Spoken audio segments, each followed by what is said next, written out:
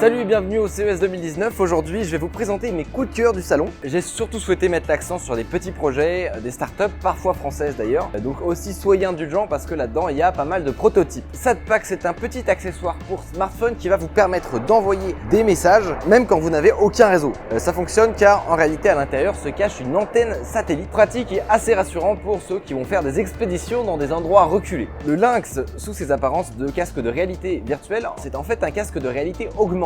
Pour fonctionner, il capture l'image de chaque œil avec deux caméras, puis avec des algorithmes, il parvient à mapper l'environnement en 3D pour incruster des éléments virtuels dans l'image. C'est une nouvelle façon de faire de la réalité augmentée qui permet notamment à Stan Larocque, donc le créateur, d'avoir un champ de vision de 100 degrés, donc bien loin des 30 degrés de Microsoft avec HoloLens qui peuvent être assez contraignants. D'ailleurs, on avait déjà fait une vidéo avec lui sur le Lynx que vous pouvez retrouver pour plus d'informations. Ici, c'est Connected Garden avec un petit jardinier qui tient dans la poche et qui s'appelle Archibald.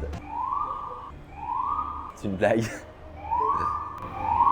Grâce au capteur situé sur l'appareil, Archibald pourra vous conseiller sur les plantes que vous pouvez planter à un endroit précis de votre jardin. Il pourra vous accompagner ensuite sur toutes les actions à effectuer pour maintenir vos jeunes pousses avec une interface en réalité augmentée. Plus besoin d'avoir la main verte pour être un pro du jardinage. Slider, c'est un briquet connecté qui va permettre aux fumeurs de garder un œil sur leur consommation de cigarettes. Vous allez ensuite pouvoir vous fixer des objectifs pour réduire ou carrément arrêter la consommation de cigarettes. Le briquet sera assez intelligent pour déterminer quand vous aurez fumé une cigarette et pourquoi pas se verrouiller à chaque intervalle pour vous aider finalement et ne pas céder à la tentation. Snips, c'est un assistant vocal qui veille sur votre vie privée. En effet, les technologies d'intelligence artificielle qui lui permettent de comprendre notre voix et notre langue sont utilisées en local. Aucun enregistrement n'est envoyé sur les serveurs de Google ou Amazon. C'est une petite prouesse technique dont vous pourrez profiter si vous êtes un petit peu bidouilleur, même si pour l'instant c'est quand même surtout utilisé par des entreprises. Mais j'aimerais beaucoup voir ce type de produit se démocratiser pour le grand public et proposer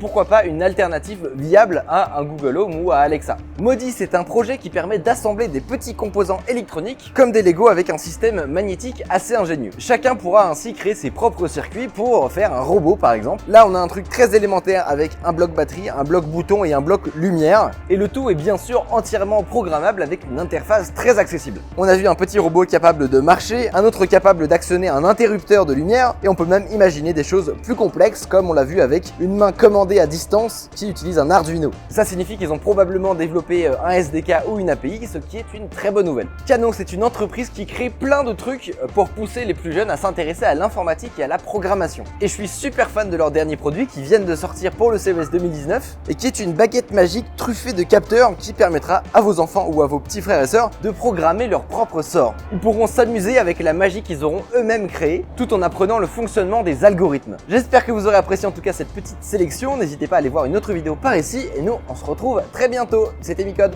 salut.